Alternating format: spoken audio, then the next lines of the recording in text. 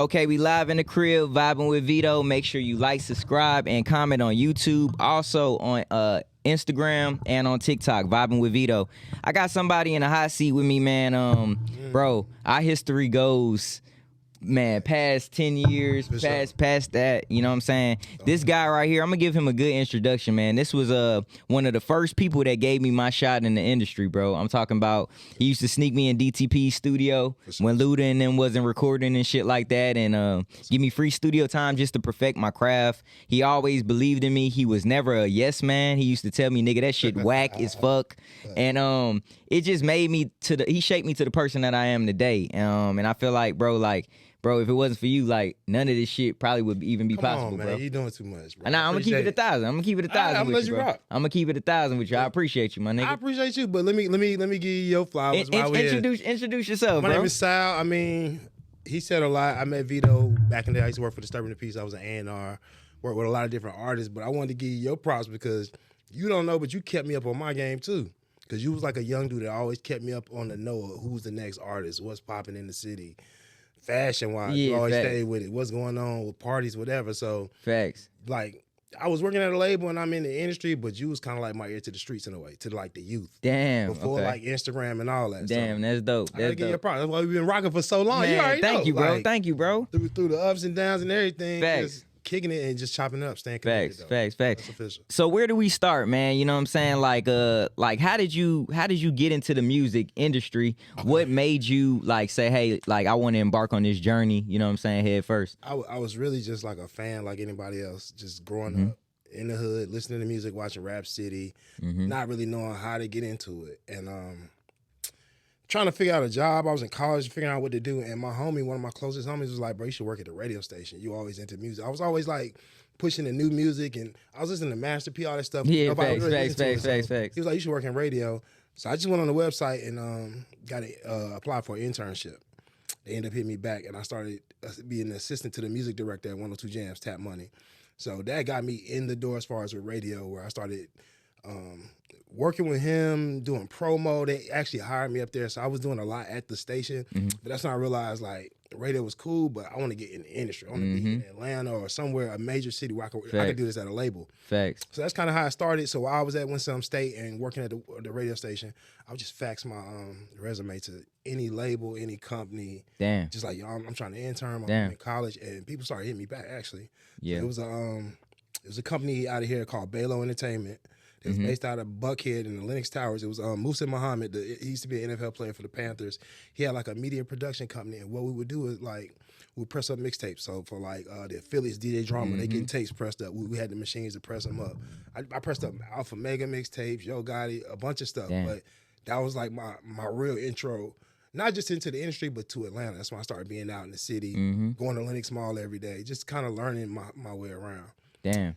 From there is that kind of was cool, but it still wasn't a record label. Like I want to really work at a label, right? And just out of the blue, it was random. I was at the M Bar on Peter Street one night, and Shaka happened to be in Shaka Zulu. Damn. And so he in the VIP, and I was just like, I just need to holler at him, see if I can get an opportunity, anything.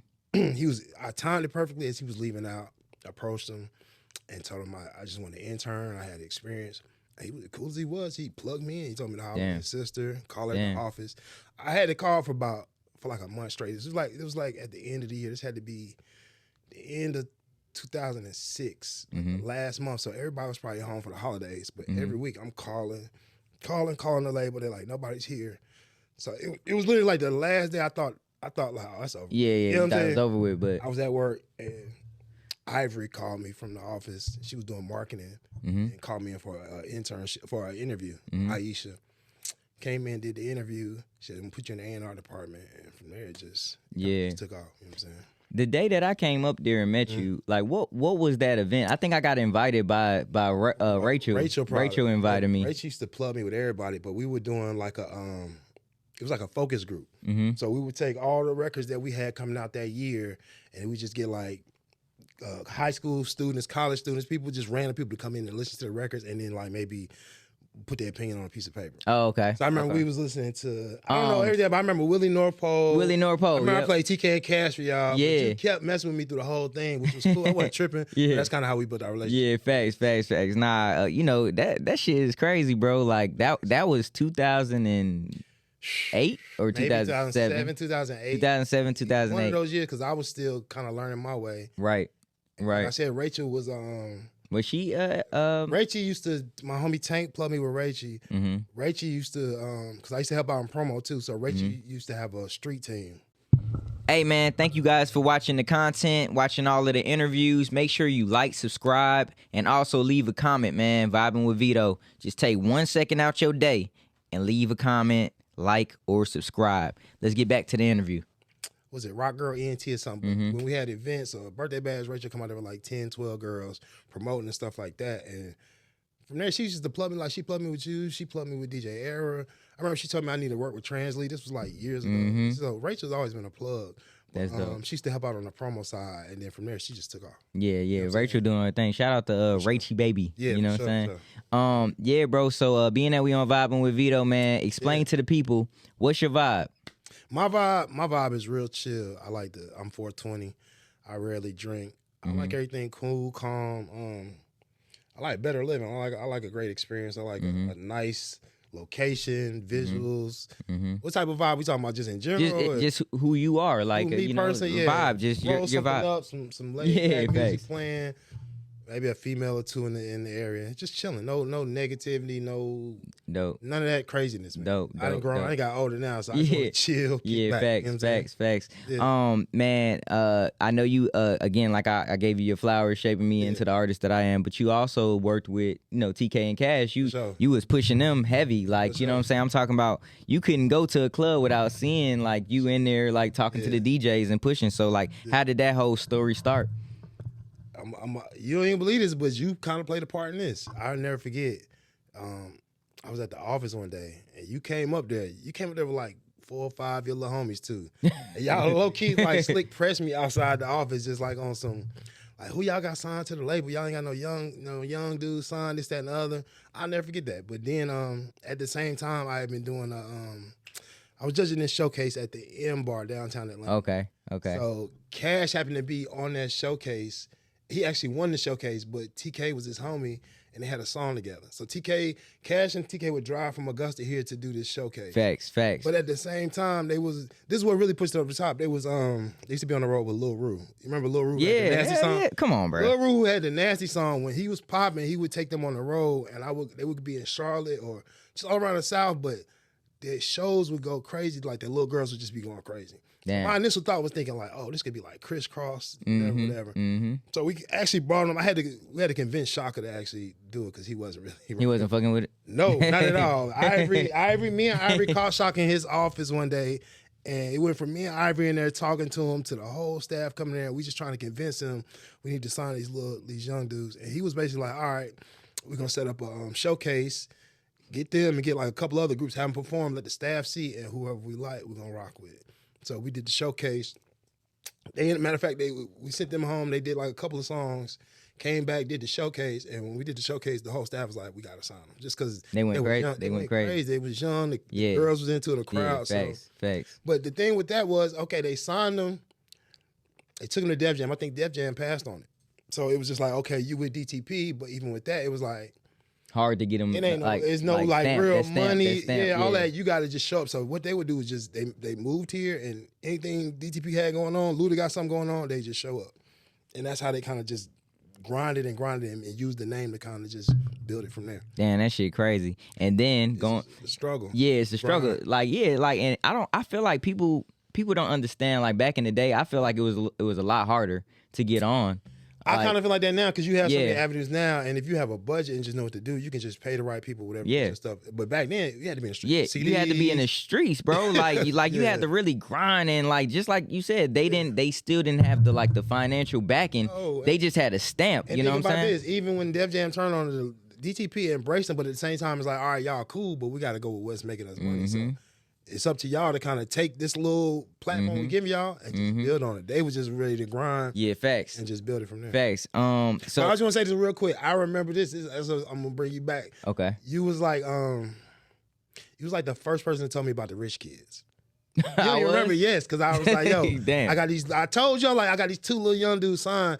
He was like, oh no, Grand Hustle got some young dudes called the Rich Kids. This, that, and other. You was just you put me up on game though. Damn. So I remember that. Damn. You was the first person to tell me about that. And then Yeah. Technique, I'll never forget. Technique told me one time we was in the club. And he was like, because he was like, I like TK and Cash. Like I want to do something with them, but he's like, y'all gonna have a hard time because they're not from Atlanta. He was like, Rich Kids about to break up. Travis Porter about to take off. I want to rock with y'all, but they ain't from Atlanta, so they're going to have a hard time. And it was true. Right. They had kind of had to build their name. Yeah, facts. Because you can't just come here and think you finna just take over. Facts, facts, people got to get to know you, so. Facts. So grinding and grinding and grinding. For sure. Then they come out with the song 2 times in a row. Was that the first one? No, that wasn't the first one. Which one was the one that really popped first? It was Mind Right. Mind Right. What the fuck? How did I forget that? A lot of people forget that. Okay. Mind Right, yeah. But Mind Right was just literally like another, like that year, we literally lived in a studio that was like the size of a closet and just recorded every day. Mind Right was just another song that was just like, all right, it's cool. To me, I went back to North Carolina for like a couple months. And I just remember being on Instagram and I'm seeing everybody posting it, like celebrities posting it. We ain't never had no support like that. Like Waka Flocka, this person posting the song. So I'm like, damn, what's going on? And the record caught on. And I think they did a deal with Columbia at that time, like a single deal. And that was for Mind Right. For Mind Right. But that led to 3 times in a row. With, I want to say 300, if I'm not mistaken, 3 times in a row. Yeah. And that was like the one that really, I guess, went a little further. But Mind Right was the first one that really caught. And we shot the video. I remember that. I remember we shot the video for Mind Right, and we was all sitting around like, damn, the city kind of came out. You know how it is. It take a minute. It takes something to get the city to come out and support your video for like. Facts. You know what I'm saying? So we had always been shooting stuff, but that was the first time I remember we was at the video looking like, okay, the city kind of came out. Right? And now we know. Now we know. We kind of got our pass in the city. You know what it is. You've been through it. Facts. You just seen it all. So you know what I'm saying? Man, this shit is crazy. Yeah, okay, so real. like, being that they trust your ear. Yeah. What were some of the records that you picked for them that they never goddamn press the button on that you think they can still that they can still press right now? I got albums on TK. I got albums on TK and Cash with records that may have been made in 2010, 11, 12 that go right now. Seriously, people think it's crazy. Maybe the beat might be a little older or dated, but TK always just had a knack for the hooks and stuff. Cash could rap, and they just were good together. And they recorded a lot. So I mean, I couldn't even name one. It's so many records. Facts. Hey, man, you know how long I've been trying to tell them to put this out. I got projects. I'm like, we got a whole project with 6 videos. Put it out. Facts. But bro just want to wait on. He wants it a certain way. He wants to write back, and you know he's the artist, so I just gotta go with it. Facts. Being that you were on both sides, like with the business side and being in the streets and stuff like that, do you feel like artists are missing that key piece now, or is the club even a thing? Do people even gotta do that shit no more? That's a tough one too. I would say you should still do it because I mean everything's digital. Everything is with a push of a button on Instagram. Your social media has to be popping, but it's not like having that record that the DJ can throw on that you can really see the reaction from the people. Right. When you come in the club and you see that people rocking with you. You know what I'm saying? Right. And that's one thing I learned in Atlanta. Like you can have the name and all that, but if you can't go out in the streets or in the city and can't bring nobody out. It's like, you can't get that recognition. It's like it don't really count. You know what I'm saying? The internet is only a certain level. You have to have that. But the strongest tool I learned here was just the networking, just being out, being in the streets and damn near stalking this DJ to give him a record. right. I gotta buy you a drink. I gotta do this, but it was the hardest job. It's worth it. But it's worth it because to really get into that rotation, or not even that, just the fact of. All right, you might not have a record yet, but I see Veto every week. He out here. He grinding. He in the streets. He gonna catch one that I can really support. Or he gonna get his money right where we can really work together. But it's really just so people start knowing your name. Like DJ C Money, it's one of my homies, one of the first homies I met here. I think he told me, he was like, bro, you could be with DTP and all that, but until niggas know your name, know who you are, ain't nobody really gonna rock with you. Damn. So that's kind of I had to start like Sal, meeting people, facts, security managers, artists, like so they know me. Facts. You know, a lot of people got good things to say about you too. Really? Yeah. That's good. But I've been out of the city for a minute, so I ain't really been tapped in. But I wanted to make sure. Well, I know when when I was in position and I did have the ball, I wanted to make sure I could assist. And nobody like, oh, Sal, Yeah, scared me. And I facts. just kept it real, kept it honest. What made you fall back like from the music or like, you know, well, embark on another journey, which is farming? Yeah, no, it was totally out of my decision. Like I was here 2019. We went on tour with Jacquees. Had a tape was about to drop, and then November, I was going back to visit. I was going home to buy a car. I was going home to buy a car and stay for like 2 weeks. In that 2 weeks time, my father ended up getting cancer, passing away. Yeah, I'm sorry. So when that happened, I just had to switch everything because my mom is still there. So he had businesses and land and just stuff I had to kind of take over. So that's where the farming came from, because he had acres in like 2 acres in Walkertown, which is maybe 30 minutes from where the house was. But I had 2 homies that went to school for farming and gardening. And I'm like, I got this land. I don't really know what to do. You know what I'm saying? I've just been in the studio for the past year. They was like, well, shit, let me show you how to do this. And we started growing, and it turned into like an actual career. It's a salary. So now that's...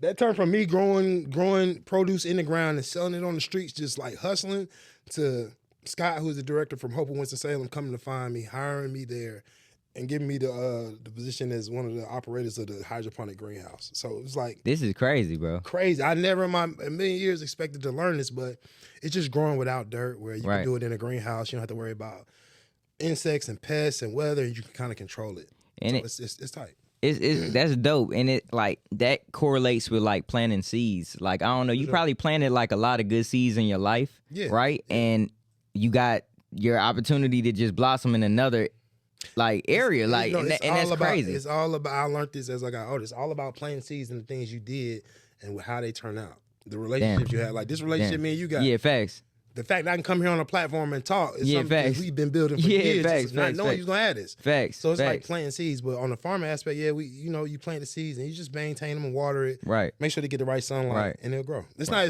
People think it's so complicated. It's really not. Really. It just takes. You have to learn certain things. You have to be there every day. You can't be afraid to get dirty. Right. So do you did that change the way you eat and the way you think about food and the way your perception of like buying certain food at certain places? Yeah, before I had left here, I was pescatarian, but once I got into actually growing food, you start looking at the stuff in the grocery store, it's just totally different. You know Are you vegetarian now? No, I'm still pescatarian. Okay. I actually had turkey for the first time in like 7 years for Thanksgiving, just because I was facts. What, you pescatarian or vegetarian? Well, I guess that would be. I never had red meat a day in my life. So you good. I don't eat turkey now. I don't eat chicken now. I eat fish and shit. Yeah, I still eat fish and shrimp. I tell people, don't worry about the titles. Just focus on just doing what's best for you. You know what I'm saying? Because you get caught up in those titles and that gets crazy. Just try and do something that's gonna make you live a little longer and you can be a little bit healthier out here. So I don't try and act like I'm Dr. Sebi or nothing. Nah, but definitely taking red meat out of my diet, chicken. I lost like 15, 20 pounds like the first 2 weeks. And once I seen I can go without eating it, I felt so much lighter and better on my feet. I'd never go back to it. How does that make your mind feel and like your awareness when you stop eating certain stuff? I really don't know. I never even thought that deep into it. Like, have you felt like, because if you felt the change of like you feeling lighter, right? I felt the physical change. Like physical change, like I would also think that like, because the brain operates all of this. No, I know what it is. I know it is. When you eliminate red meat, definitely. You're just calmer. Like I don't get. It take a lot to get me upset or get me mad, or just on that level. Right. When you eating that red meat, it's like a blood. Putting hormones. Yeah, you're taking that and ingesting it, so you're gonna pick up some of the traits from the animal, whatever. So that's what I'll say. Since I stopped eating it, I don't get. It's just. I'm so cool. It's just like I don't let nothing get to me, bro. Facts. Like you gotta really have done something to me for me to get hyped and ready to do something to you. Other than that, if it ain't nothing. So has it raised your like consciousness, like your vibrations too? Definitely my vibrations, because it deals with your chakras and all that. Red keeps you in the lower part of yourself, which is like your lower self, which is health wise and mentally as well. So yeah, it's helped me just vibe better. Wow. A better vibration. Like I said, on top of just the physical feeling lightness, but just my mind feels free. I don't feel stressed. I don't have like headaches.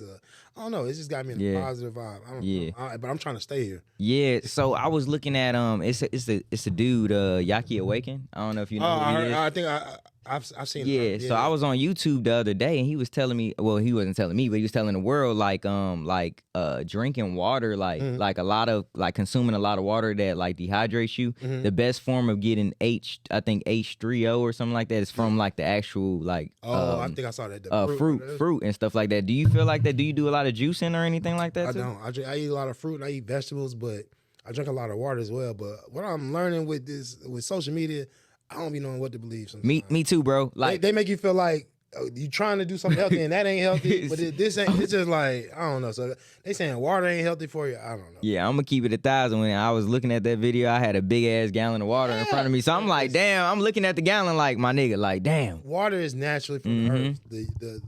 The higher power, whoever you believe in, put that here for us to take advantage of. We need it to survive. So right. I'm never gonna not drink water. I would suggest you also get fresh fruit and drink juices like that, but don't let nobody tell you that water is. I had a dentist tell me one time that fluoride was good for you, and it's not. Yeah, that's what I heard is bad for you. Yeah, he literally was telling me, no, it's good. You need to I brush my teeth with Tums, like you know those Tums, like I don't use like anything with like fluoride or anything from. My girl bought this some type of special toothpaste. Yeah. That's real. Yeah, but it's so many things that.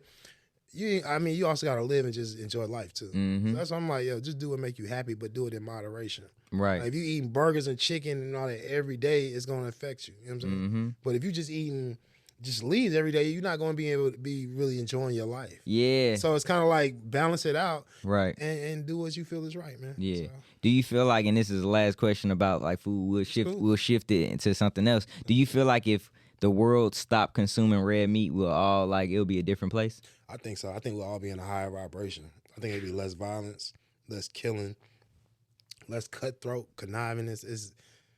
You gotta think the animals that really eat red meat is killers, like lions and tigers and all. They be destroying stuff. Like, and you know, it's like I said, it has to do with the blood and all that, but it keeps you on your lower self. I think if we eliminate it, I think we just be on a higher vibration. Higher plane. Wow. Positivity, man. It's 2024. Man, that's really what it's all about. I've been taking initiative to just be like intentional with like everything that I've been doing like lately. Right. And sometimes you have to remove yourself from like just like your old self. You know what I'm saying? Certain things are patterns. So like when you start seeing like, damn, this happened to me again. Oh shit, damn. Maybe it's because it's me. It's the things like you know what I'm saying? The people you hanging around. But like right on the head. Like I've literally like taken myself out of like being the person that's like, man, bro, I gotta carry your burden. You know what I'm saying? I literally backed up and I've been seeing like, okay, damn, my life is going great. Bro, self-preservation is the first law of nature. So I've been there too, trying to help everybody, but losing myself. Because if I'm not good, I can't help nobody. So I focus on just making sure I'm right with everything I need. I'm always here to help, but facts. I was green coming to Atlanta. I would just put people before me, their needs, what they want me for this. You need Sal, we need to do this, and I run and do it. Not really thinking about, okay, what's the benefit for me? Right. What's the money situation for me? Right. I did plenty of stuff for free where somebody got paid. I didn't realize, like, man, you getting paid for that. And I didn't get paid. I didn't get paid. Me too, bro. You had to learn that, though. Me too. I remember, I ain't gonna say his name. It was I ain't say he was a promoter or whatever. He hit me up one day. This is when I was fresh in the game. I was a new A&R. I'm gonna come scoop you up for the weekend. I want you to come to Tennessee with me, yada, yada. Cool. He took me to Tennessee. We go to this club, fed me, all this. And he just got artists performing. I'm just, you know what I'm saying, giving feedback, this, that, and the other. Not thinking nothing of it. I'm just doing this off the fly. So I'm in the crowd. I'm chopping up with this one white kid. And he was like, yeah, I wanted to get into the competition, but he was charging like $250. I'm like, damn. It never crossed my mind. He was charging. I seen like at least 50 kids and he charged all of them $250 and then throw me nothing. So I had to, of course, approach him about it. And then from there, it was like, oh, so I'm sorry. I'm sending you money, this, that, and that. But that just opened my eyes like, damn, bro, you sitting up here doing all this work. People taking advantage of your talent. So and from then, it was like, oh, everything costs. Not everything. Yeah, but do you feel like the music industry is more so like, and I don't want nobody in the comments to be mad, but like it's more of a prey on the up and coming and feed the top, give everything free to the top people. Bro, you know me. You know me as somebody that worked in this industry, artists, work for a label. Facts. This industry ain't shit, man. It ain't really about nothing. I mean, it's all the good shit that you think is there. It's there, but it's so much on the other side too. It's so many people that get chewed up and just swallowed and robbed. You know what I'm saying? It's a lot of negativity. It's a lot of scamming, a lot of cheating. There's a lot of fakeness, but it's also, it can change your life. It can change your family life. So it's the balance of good and evil, man. You got to play. One thing I've learned to do is I play the industry on my terms, how I want to play it. Because people are like, why you never went to another label and this, that, and the other. I could have did that possibly, but for me to do that, it's going to take a lot of money. And I need a lot of control because certain responsibilities and certain things you got to be on. Like, even when I was working at DTP, I was under pressure all the time. People don't know that. Like, every Monday, we got a staff meeting. If you ain't on it could be over with. So you got to constantly be working, getting your job done, making sure DJ playing a record or this is happening. So, right. I forgot what my initial point was, but it's just like, the industry, I'm cool on the industry, especially now. If you have like a following or build your following and a little bit of money, man, you could just do for yourself and make millions of dollars, hundreds of thousands of dollars. Yeah, I feel like if you can do it without putting these corporations in your business, do that, man. Damn. So you would advise people to stay independent, really, for real? If you can, but if you can sustain like the lifestyle, but if I'm not against it. If somebody come in, one of my OGs, Sean Taylor, he used to be the general manager of DTP. He told me one time, if somebody comes to you with like a large check, a large amount of money, that don't happen too often. So the way the world is right now, you should probably take it, but just figure out how you're going to make the money back or what you're going to do with it. So I understand anybody from the hood that's rapping and a label come and offer you even just 50,000 or 100,000.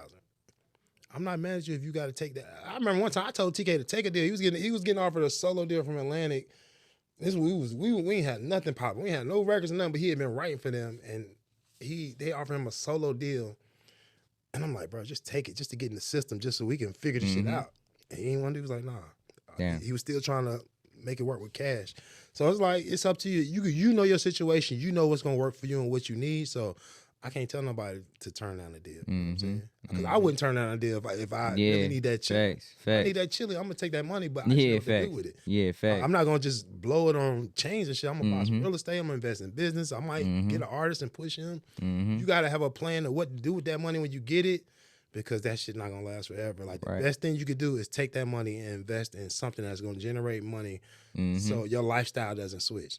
So say they give you $100,000 or whatever, $150,000, maybe invest in the studio, invest in some property. So even if this label don't work and I don't have no records, I can still go back to this. I can still go back to this and somebody paying rent to me every month, and I got some money to still live my lifestyle. That's real. That's what you got to learn. The first time I got some bread, 10, 20,000, I ran through that shit and was broke again in like 6 months. Yeah, but sometimes you got to do that to kind of learn. Yeah, I mean, you would never know like about money if you don't fuck up the money sometimes. You got to touch it, fuck it up, and that's going to teach you like, all right, facts. I need to do something with it. I need to save it. I need to put it somewhere. Yeah. But I mean, if you don't get the opportunity, the first time you get it, you're going to blow it. Right. But now with so much information now, I just don't get why kids if this is your first piece of money, you don't need to be buying a chain or a fancy car. Nigga better go get moissanite. Something, Go get you some moissanite shit. Get you some property or something that you can make money off of when this shit is over with. Facts. You know what I'm saying? So. Damn, that shit crazy, man. So, like, let me ask you this, bro. Like, since you've been kind of detached from the industry, do you miss it? I do. I be telling TK, I tell him all the time, like, bro, I miss just that grind. That's why I be coming back every couple of months, just because I ain't gonna lie. Like, I'm in North Carolina, bro. My life is chill. I'm farming. It's easy. My life is real smooth, comfortable. I don't miss the traffic here, but I just miss being. Around energy, not just the energy. I miss competing, bro. I miss being with an artist. Like I remember when I was working with 2 Chainz, like.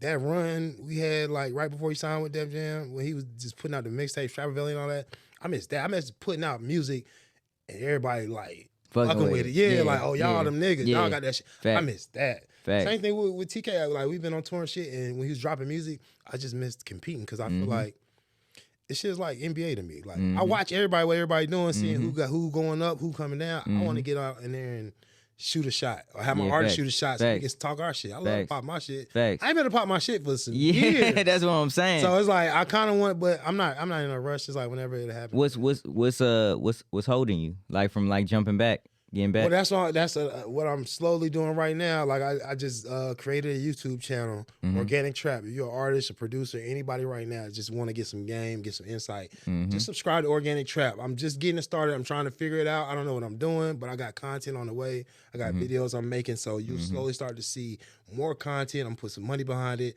But in the meantime, if you're somebody just starting from ground zero, just subscribe, shoot me your music, and shoot me a message, and I'm gonna get at you. That's dope. But that's yeah, dope. that's what I'm doing on the because it's changed so much. But I just want to get back out here and connect with my people. Facts. Like connect with you, whatever you got Facts. going on, bro. Facts. You already know I'm a part of it. Bro, we offline. We're gonna talk about some more sure. stuff that we doing. You know what I'm saying, and what we getting ready to like stir up. You know what I'm saying? Because I'm head first in this lane right here, bro. Like I love this. Like, and it's like, bro, I got into a badass car accident last year. I tell everybody this story because it changed my life. Yeah. Badass car accident. I wasn't working for a month. You know what I'm saying? I didn't know we didn't know how we were gonna goddamn jump into this shit. Got tough. And we had a show with Cap G the following month in May, and we were like, bro, how the hell we gonna make some money? How the hell we gonna promote this shit? Yeah. And me and Nico, we sat down. We were like, hey, bro, we about to interview every artist that's on the lineup.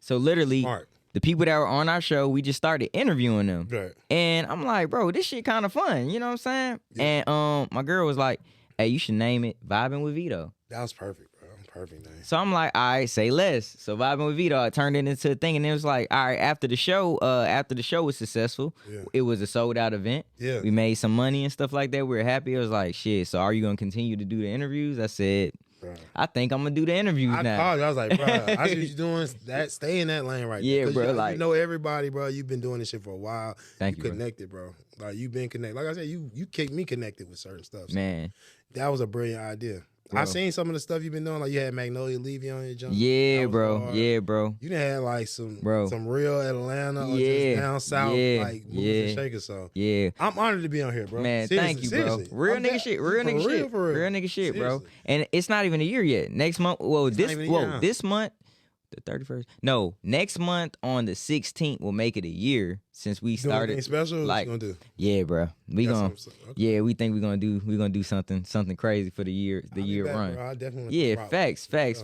Probably do like a party or something, a little intimate vibe type shit. You know what I'm saying? And bro, I don't know. I'm just proud of myself, bro. And you should be, bro. Like, cause like I said, I seen where you came from. As far as you be saying, I didn't always say you was whack, bro. But no. You like no. If it you was kept a song you played me. I'd be like, you kept it real about songs, like you know what I'm saying. And that was what I needed because but your growth I've seen just sitting back watching you over projects from the was it Get My Flowers? Mm-hmm. Yeah, that until your new records you dropping like lyrically, bro. You right there.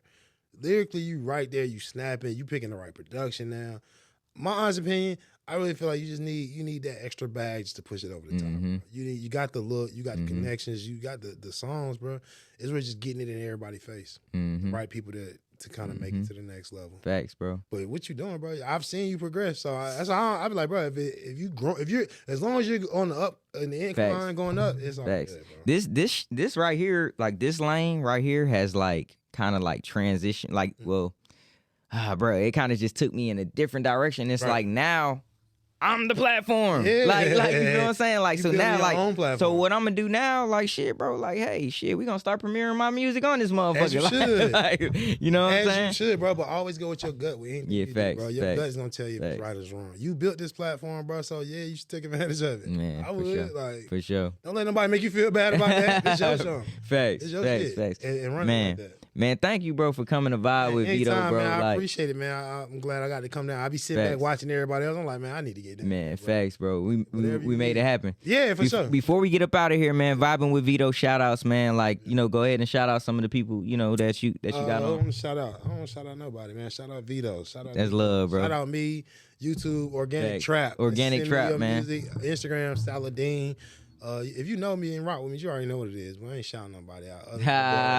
That's love, man. Hey, look, man, it's been another episode of Vibing with Veto. Make sure you like, subscribe, and comment on YouTube. Also, follow us on Instagram. Don't be no crab, man. Follow the page, man. Hey, it's lit. We gone.